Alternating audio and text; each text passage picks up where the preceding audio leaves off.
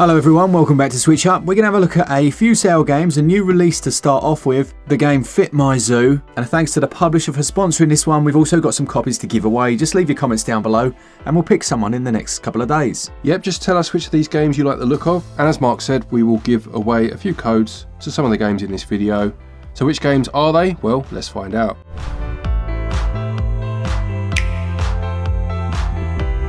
So let's start off then with the feature game, the new release. It's called Fit My Zoo.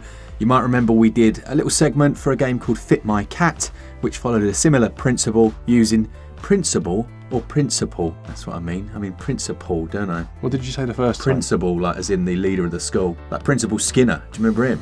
They're the exact same pronunciation, just spelt differently. They both got P in. That's the English language for you right there, isn't it? Right, okay. So what is Fit My Zoo all about? It's basically a puzzle game where you need to fit a variety of different animals, all of which are made up of different geometric shapes, into a grid. That's the long and short of it. Obviously it starts off nice and simple. You have one or two animals. You have your classic 1x3 and 1x2, say for example. It's not quite that, but basic shapes. And then obviously it starts to ramp up, and the animals that you encounter, their shapes are that much more bizarre, shall we say, that it really does start to test your brain as to how you would fit them all in.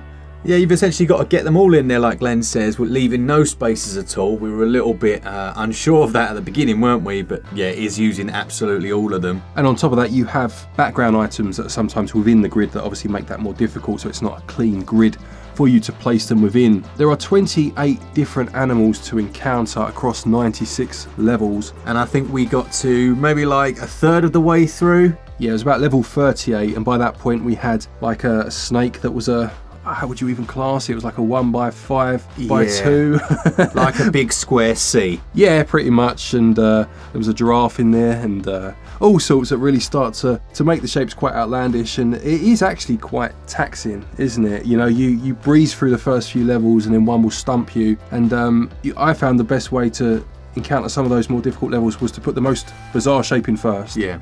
Because you would think there are less places that could go and then work around it, but a few of them did take not only a while in terms of time, but a fair bit of conversing between us as well. Absolutely, yeah. It's one of those games that I class as like a bit of a loading game, pick up and play. Has that a bit of a Tetris feel to it. I could see your Tetris brain coming into effect a few times. You were like, that needs to go there. You could see the shape almost. Yeah, the difference being that with Tetris, the spaces that are available are generally of your own doing, because of where you lay the other shapes, whereas here you are restricted to where you can lay at times. So it's almost a different skill set, but within the same ballpark, I suppose. So this one comes out today. It's £1.79 here in the UK, or €1 or $1.99 in those regions, which represents a significant discount. The sale in America goes on until the 4th of July, and it's the 14th of July for everyone else. Okay, another interesting game that's currently on sale from the same publisher is a title called The Blind Prophet. This is down 92%, and it's an old school point and click adventure game, but very dark, and you can't even call it a gloomy atmosphere. It's almost like a comic book with those vibrant Sin City-like panels. It's got a very adult storyline. You take on the role of the Apostle Bartholomeus, who is on a divine mission to liberate the city from the evil forces plaguing it, and you have this power called Stalker's Eye. Basically allows you to see the demonic corruption in the world. Yep, using this will allow you to find the clues that will get you through the game, and there are also mini games and puzzles to solve as you go on through. As Mark mentioned, it's just £1.79 at the minute, which is quite a huge 92% off its usual price, and definitely one to consider picking up. Next up, you've got Warhammer 40,000 Dakka Squadron, which is 75% off at the minute, down to about $4.99 or your regional equivalent. And this one has just had a massive patch released. We covered it in our All Patched Up series, where they significantly improved the visuals, I think it's fair to say. It went from looking very blurry to actually being a lot more clear, and it's just more enjoyable to play that way. So yeah, go check out our full video on this one. I think it's a game that's worth it. It kind of reminds me of some of the old school flight games that I used to play back in the day that followed a similar principle. This one obviously has the Warhammer factions. You've got 4 different ones to choose from, and they're included planes and things. Good game, worth it, and a full campaign mode as well. The sale for that one goes on until June the 17th. Next then we've got Deflector, which is another game we have done a video on, and again we'll put a link to it probably in the top right hand corner as you're looking now. This is a classic roguelite where you need to make your way through a number of different biomes, and there are different characters to choose from, but the hook, if you like, of this one was that you could deflect the bullets of enemies and you'd do more damage by doing so. Yeah, it was a difficult mechanic to master, but as Glen says, it made you much more powerful. Now, you didn't actually have to use that. There was another class that kind of did away with it, but obviously at the expense of some of that power.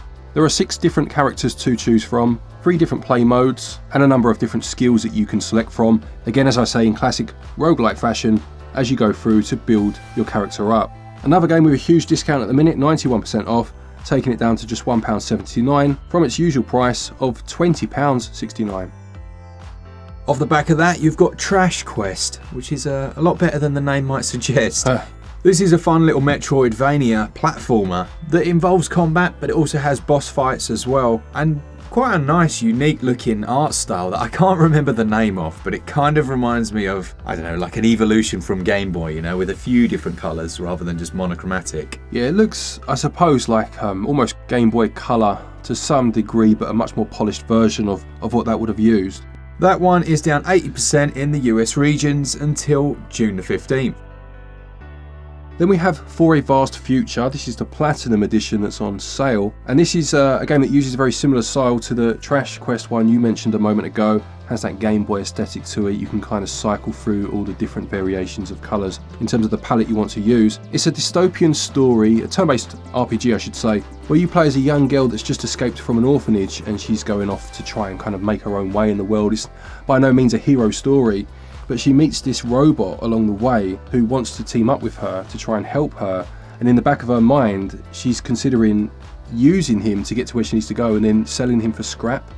So it's quite an interesting take on the usual protagonists you find in games, but obviously they build a bond as they go along. It's quite a decent game actually, not bad at all, certainly for this price of 86% off, £1.79 or your regional equivalent, and that goes up until June the 22nd. Lovely. Then you've got Boreal Tenebrae, I think that's it, or Tenebrae, I don't know. You'll have to let me know in the comments. But it's down 72% at the moment. This is a really interesting puzzle adventure with kind of a macabre, mysterious twist to it. It describes itself as a classic retro-style adventure. I actually picked this one up when we covered it for, I can't remember what it was for, but I bought it, played a little bit, and was enjoying it. It reminded me a lot of some of the old PC adventure games that had fixed perspective cameras. Yeah, at least from a visual standpoint, it looks like things such as Alone in the Dark. It doesn't look quite as refined as the Resi games that followed it, but it almost has that more primitive look of those, obviously an intentional decision. But having said that, it's done in a low poly art style. Yeah, absolutely. It evokes memories of those types of experiences. Very unusual game. Not the longest, it's about a 2 or 3 hour experience, and I think for what, just over £1, you can't really go wrong with that. The sale for that goes on until July the 4th. And finally then, quite possibly my favourite of the games we've mentioned, you have Crypt Stalker Deluxe Edition. This is a retro-inspired 2D platformer, plays very similarly to the older Castlevania games. You're talking, you know, the first one on the NES, or the third one perhaps as well. What was interesting in how they designed it though is that you have, you know, the base game, the Crypt Stalker game, but then you had almost like a demake that was meant to be for a handheld console of the time. And I loved the way they'd done this because it was very true to how that used to happen back in the day, where it would have similar styled music, more chiptune heavy, and levels that were using similar assets but had to be redesigned obviously because of the inferior hardware. Just a very clever extra to have on there. Yep, this version also includes the Extra Quests DLC, so there is more than when we very first played this, as well as the 6 extra chapters that you've got in there. Really nice and simple game. But yeah, at that price, the cheapest it's ever been, 68% off. It's well worth it until June the 15th. So that's it. That was one new release and a load of other games that are currently on sale that are probably worth it. Like a load of Savoloys, that was, Glen. Yeah, a nice trip to the fish and chip shop. Do let us know which ones you like the look of, or if you've played any of them, which ones you enjoyed. And as Mark said, we will give some codes away in the next week or so. Thank you again to the publishing team for sponsoring this video. A quick thank you to our patrons and our channel members for your continued support, and to each and every one of you for watching our videos. Take care, and until next time, happy gaming.